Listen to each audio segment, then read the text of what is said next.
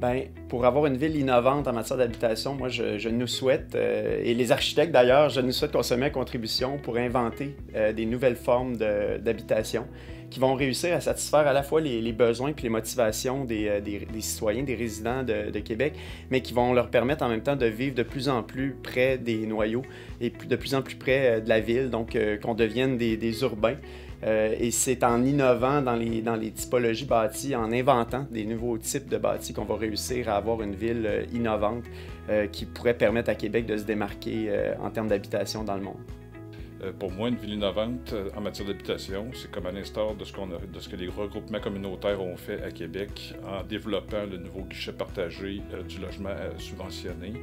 Ce serait de poursuivre dans la même veine et de refaire aussi également un guichet pour le logement abordable, pour mieux desservir la population, donc avec des besoins impérieux en logement. Bien, je vous dirais que déjà une ville qui se préoccupe que toute la vision de l'habitation favorise la santé, c'est de l'innovation pour moi. Alors, je trouve ça très intéressant. Innover, c'est être à l'écoute des citoyens, c'est être à l'écoute des différents partenaires de la communauté pour peut-être mettre en place des projets différents, prendre une certaine gestion de risque avec les partenaires et trouver des façons différentes de faire. Et en ce sens-là, je trouve que la démarche qu'on fait actuellement est totalement innovante. Pour moi, une ville innovante en matière d'habitation, c'est une ville qui se donne les moyens de faire évoluer, mais aussi de consolider son parc immobilier résidentiel en le basant sur le développement des compétences, une perspective de développement durable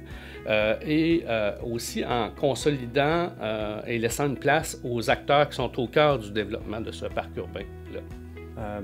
C'est une ville qui est capable de mettre en place des stratégies pour faciliter d'abord l'autopromotion, parce qu'on pense que l'autopromotion fait partie de l'innovation dans différentes villes en matière d'habitation.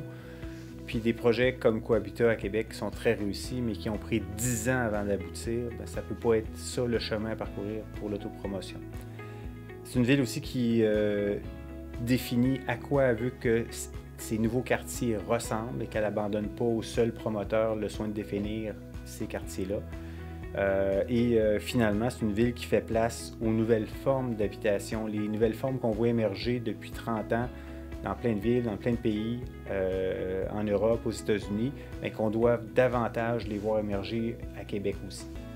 La Ville de Québec innovante s'appuie sur les forces vives dans ses différents quartiers. Elle trouvera des solutions novatrices et originales pour résoudre et répondre aux besoins qui sont en évolution en s'appuyant sur ceux qui vivent dans les quartiers et en étant en collaboration avec ces gens.